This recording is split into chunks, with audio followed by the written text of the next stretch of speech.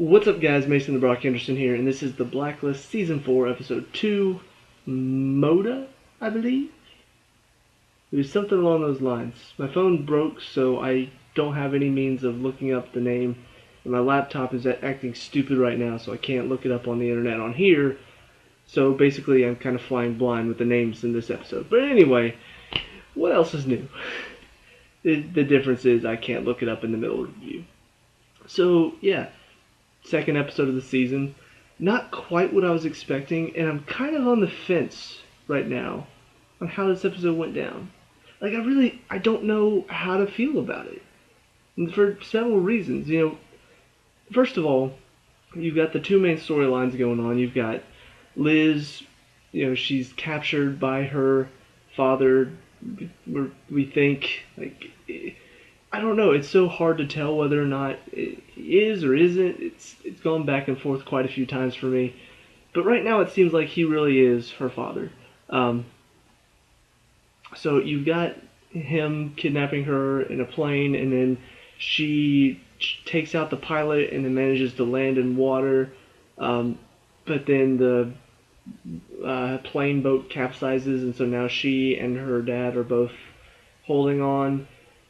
The strange thing about this, and this is, one of the few things that I'm not sure how I feel about, they're sitting there floating and holding on, and you can tell he's not doing too well. I think he may have I can't remember if he got injured or not, but he's not doing too well. He's about to pass out. He does at one point and goes underwater, and she goes and saves him and brings him back up. And then a bit later, when they're on the boat that comes and rescues them, she's talking about, she's talking to him like he's a terrible guy, and I would never do anything to help you, or I'm never going to be your dog. And all I can think is, why did you save him then? The only thing I can think of, and I've thought about this for a while now, the only thing that I can think of is that she saved him because he knows how to get to her daughter, and so maybe that's her thought process. It's like, he knows where my daughter is, so I have to keep him alive, or something along those lines. I don't know. I can't think of any other reason to keep him alive. And even if that is the reason, it's still like, okay, if he dies, you can still use that to your advantage. He's dead, so now let me contact his henchmen, get them to a place where I want them to be. Pretending to be him, and then bada bing, bada boom, I've got my daughter back. I honestly don't know. If the reasoning is she really wanted to save him because she felt like, oh, maybe he is my father, I call bullshit on that, because she says a few minutes later when they're on the boat, well, a few minutes later, the show time, she says, you really think I'm ever going to love you? It's like, well, you did just save his life when you could have just let him drown, and you risked your life to save his. What do you call that if it's not, oh, you might be my father, love? So, one of the few things that bothered me a bit. The other storyline going on is you've got Red and Tom and Mr. Kaplan and Dembe all kind of working with a task force to track down the title name. I'm fairly certain it was Mota. It was an Oda, and I can only think Mota sounds right. So anyway, they're trying to track down the guy from the last episode that had Tom and Agnes kidnapped. They're trying to track him down to find Agnes. They finally manage to find him using a contact that Mr. Kaplan knows. They capture him, get the information about where Kirk is taking Elizabeth and Agnes, and so Red gives that information to Cooper, who gives it to Wrestler and Navabi, and they go and storm the place and save Liz from Kirk.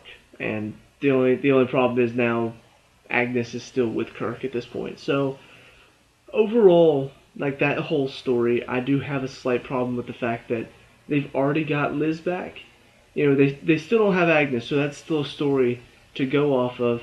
But I felt like they were setting it up that this entire season was going to be Liz was with Kirk for a while, and he was slowly convincing her that I am your father and Reddington's a bad person.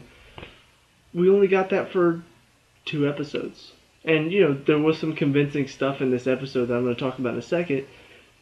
But at the same time, it's kind of like it was just 2 episodes. I fully expected it to be, okay, it's going to take them a while to get Liz back. And even if they do they get Agnes back? Now they got to get her back. Or even they get Agnes back and now they're trying to get Liz back, that type of thing. But no, it's just 2 episodes in, oh, Liz is already back. Now we just got to get Agnes. And it feels like that may be happening next episode. It's like, I feel like you had a good story set up for the season, and now that story's already over. So, what are you going to do now?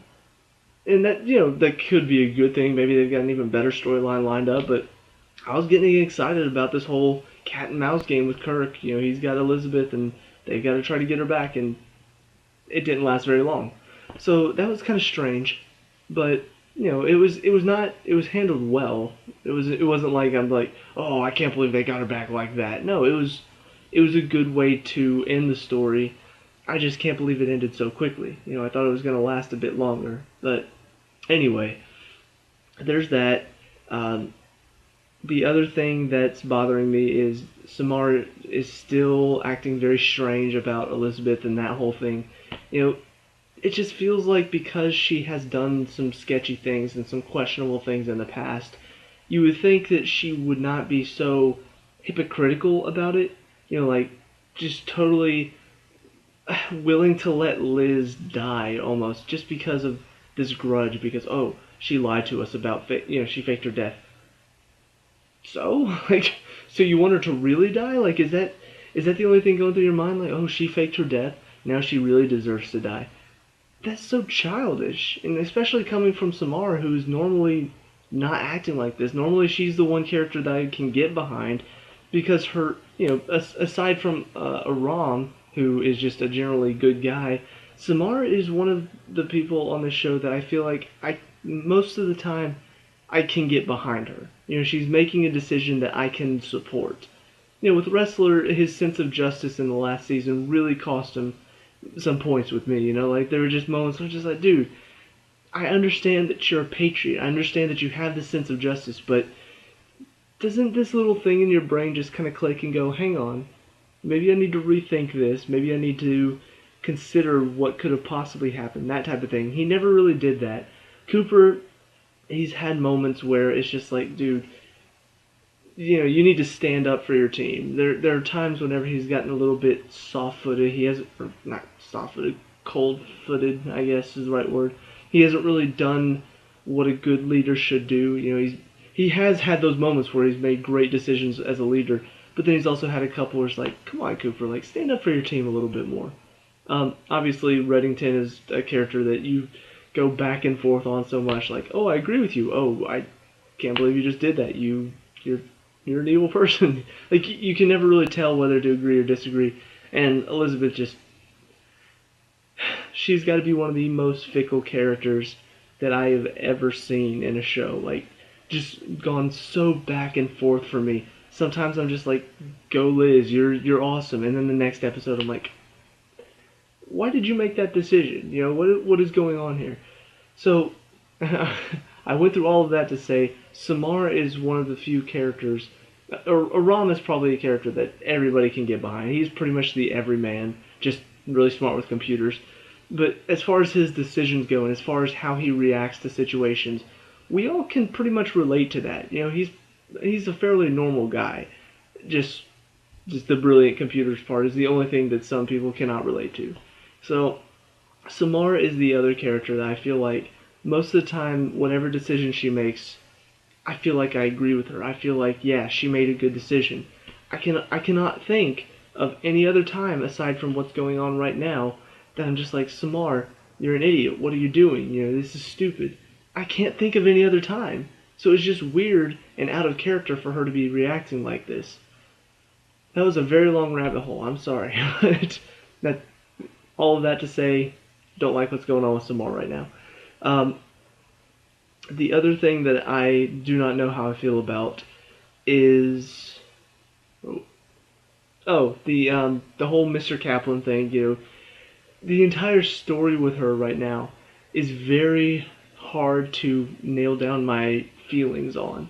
First of all, you've got her still adamant, just face to face with Reddington. She's still adamant that she did the right thing, despite the fact that none of this has worked out. And it's just like, If she had completely successfully gotten Liz and Tom and Agnes a new life where they were in no danger whatsoever, yeah, I can understand that. I can understand her feeling like she was in the right.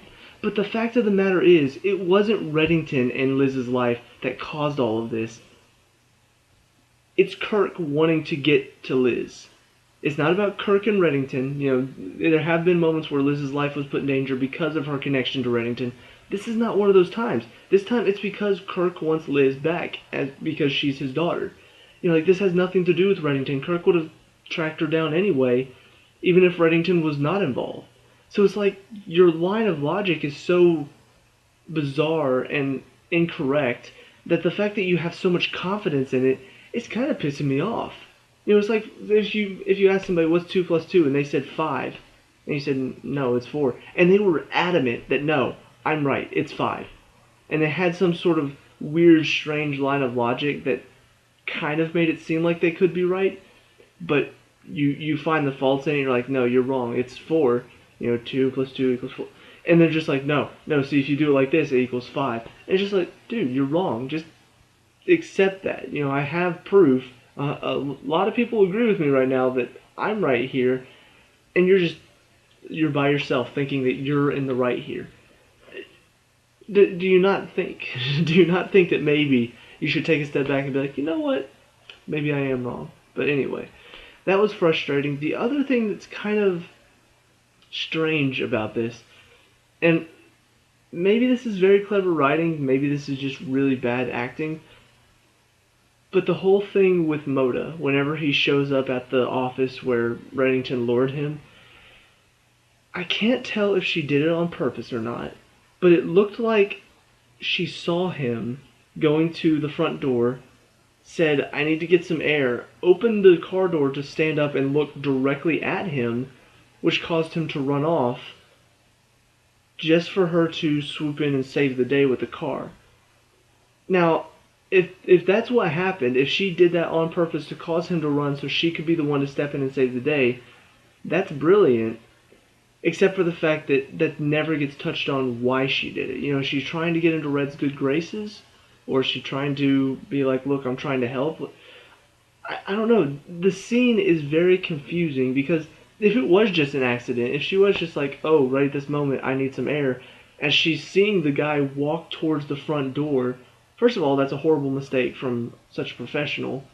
And two, the fact that she doesn't even really react. She just kind of stares at him and waits for him to see her. Just like, it has to be that she did it on purpose to make herself look good. But if so, why was that never touched on again?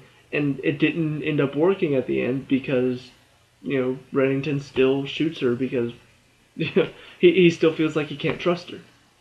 I wish they would touch on that a bit more. I wish they would at least explain that's what we were trying to say. You know, I don't know. Obviously, I don't want everything explained to me. I don't want it to be like, oh, here you go, Mason. Just here's your bowl. Eat up. Here you go. Now, you understand everything? I don't need to be force fed. You know, I understand some things. I can process some stuff. It's not like some of these shows, they feel like they have to explain everything. It's just like, stop. We're not that stupid.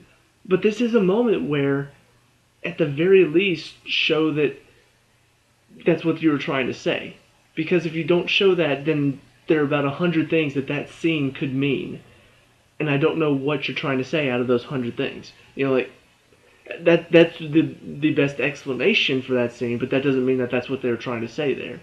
I think the best way that you could have explained it without becoming exposition or like force-feeding it to us like we're kids is to have Reddington be like, I know what you did with Mota. I know that you tried to make it look like you stepped in to save the day. Something along those lines to make it seem like, oh yeah, we're clever. We know what we're writing here. We're not just throwing in random crap, you know?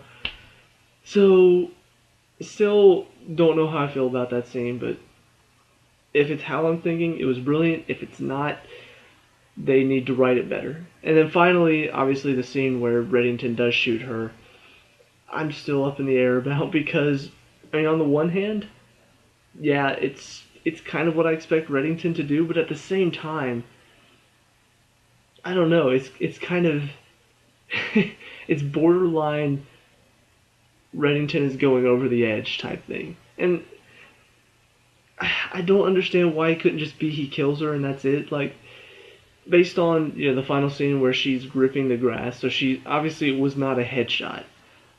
And I'm pretty sure I saw her in the previews for next week, like crawling away somewhere.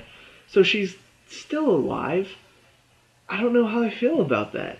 If you're gonna go all out on a character like Reddington losing it, go all out. But it feels like they're still holding back with his character. He's done some crazy stuff. He has done some kind of sketchy, like, okay, Reddington, like, I want to support you, but you're being kind of really evil right now. I want to be able to feel that way, but yet they're kind of holding back. They're not going all the way. They're doing some risky stuff with him, but then he goes and does this. He doesn't headshot. He's just like, oh, I'm gonna shoot you in the shoulder or something along. I don't know where he shot her, but like, make him kill her. If that's what you're gonna do with Reddington, if that's how you're gonna make his character react, I expect him to kill her. I don't expect him to shoot her and let her die slowly. Like that. He should know better than that. So I don't know how I feel about that. That's pretty much all the stuff that I don't know how I feel about. The rest of it, I enjoyed. The action is still there. Not the action, but the intensity is still there. And that's what I liked about this episode, is that even though there wasn't action, even though there wasn't a lot of gunfights and a lot of fist fights, all that stuff, you didn't get much of that in this episode as compared to the first episode. And yet, I still felt very intense through most of this. I'm just like, oh, what's going to happen next?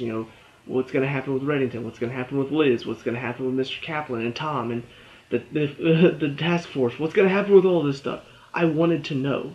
I was ready to see what was going to happen next.